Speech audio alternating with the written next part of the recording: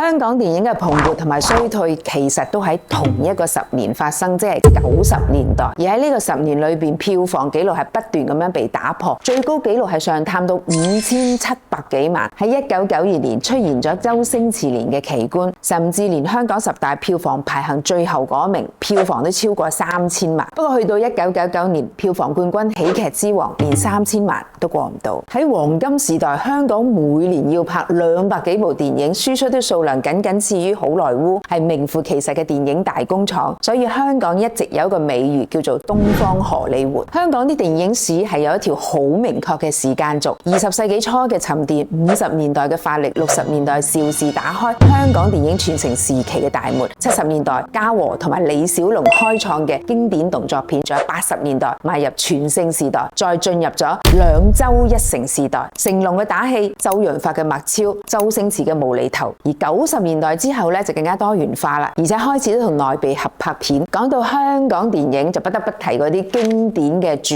題曲啦，相信至少有一首係可以幫你打開時光嘅隧道大門，同嗰時嘅你相逢嘅。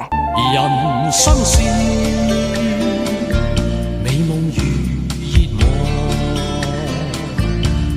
《倩女幽魂》嘅主題曲《倩女幽魂》顯示咗黃霑極強嘅古典詩詞根基，佢係將東方古典嘅宿命主題融入咗蒼涼幽怨嘅旋律氛圍裏邊，勾勒出出塵嘅機鋒。編曲係用咗大量嘅中國傳統樂器配合電子音樂，將少年人顱裏風霜尋痴痴美夢嗰種朝氣，夢裏淚光聽風在輕嘆嗰種迷惘，顱裏崎嶇間快樂何方嘅彷徨，表達得淋漓盡致。靈氣風情嘅女鬼王祖賢，俊俏風流嘅書生張國榮，以後呢個世間都揾唔到啦。男兒當自強，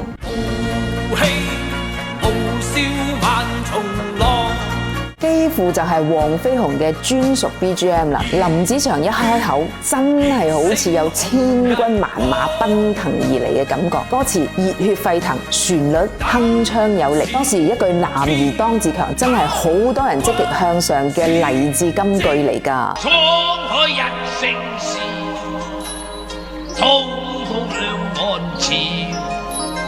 滄海一聲笑寫嘅係笑傲江湖，疏狂灑脫嘅樂聲將令狐沖嘅豪放不羈、自在瀟灑表現得淋漓盡致。呢首歌都係黃霑呢一生嘅最好寫照。佢好色好酒好財，但係又忠肝義膽，心無牽掛。佢用沖天嘅才氣譜寫咗跌宕嘅人生，更加令到自己成為一個時代嘅傳奇。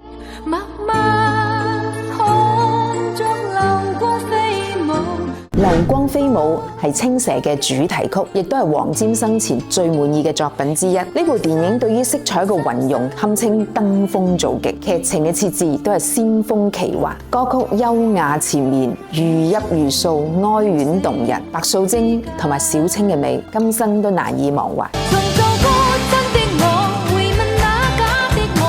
笑紅塵，令人即刻諗起林青霞喺竹屋前面彈唱嘅經典場景。東方不敗喺呢一首音樂當中找尋到咗屬於自己嘅逍遙江湖。夕陽之歌同英雄本色真係完美嘅結合。80年代後期，吳宇森嘅英雄槍戰片係繼承咗香港武俠片嘅傳統，又加入咗自己嘅暴力美學元素。喺1991年，吳宇森就因為拍攝《喋血街頭》遭遇票房慘敗，咁張國榮就揾到周潤發商量就要幫佢拍一部賣座嘅電影，幫佢建立翻信心。兩人一拍即合，於是周潤發就同新藝城提要求，要求就幫吳宇森拍一部電影。如果唔係個導演，我就唔演噶啦。只要可以俾吳宇森執導，片酬待遇好華啦。咁當時更加係聯手張國榮請嚟咗好朋友鐘楚紅加盟。後嚟嘅故事大家都知道，縱橫四海呢部電影一戰封神。主題曲風繼續吹源自山口百惠演唱嘅再見的另一方。山口百惠舉行嘅告別演唱會最後嘅一首歌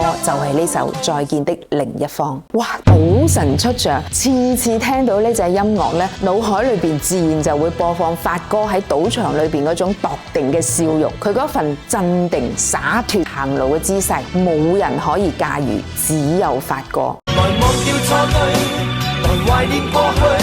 古惑仔作為童話性質嘅黑幫影片，由於佢過度英雄化黑道人物，令到好多無處安放嘅青春成為咗人不輕狂枉少年。古惑仔系列影片影響巨大，雖然不乏負面，但係好多年輕人都好中意裏邊一樣嘢，就係兄弟之間嘅情誼。呢首《友情歲月》都係好多朋友喺 KTV 合唱嘅必點嚟嘅。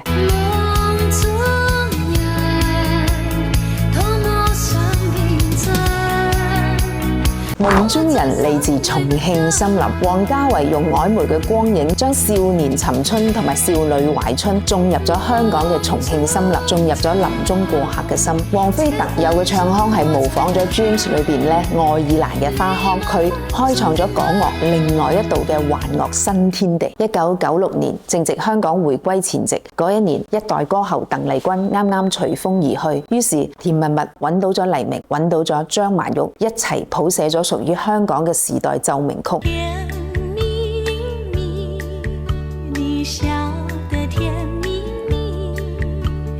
甜蜜蜜係充分結合咗東方女性傳統嘅唯美同埋西方女性現代嘅風情，佢嘅知名度、傳唱度同埋影響力應該話係香港電影金曲嘅頂峰，因為只要有華人嘅地方就有鄧麗君嘅歌聲。被遺忘的時光係無間道嘅插曲，從舊式嘅老警匪片啲江湖義氣、恩怨情仇轉化為突破性嘅人生錯位、內心紛爭。嗰一日，陳穎仁、劉建明喺唱片店邂逅，蔡琴嘅歌聲喺唱 K 當中緩緩唱出，被遺忘嘅時光喺呢一刻被雕刻成永久，雕刻出黑白無間嘅明爭暗鬥同埋宿命輪迴嘅糾纏不休。1995年《大話西遊》上演，喺香港票房慘敗，甚至被當時嘅媒體評為年度10大爛片之一。但係1997年春節期間，《大話西遊》喺央視嘅電影頻道第一次播出，一經播出即刻獲得極高嘅收視率，喺大學生群體當中培養咗第一代嘅《大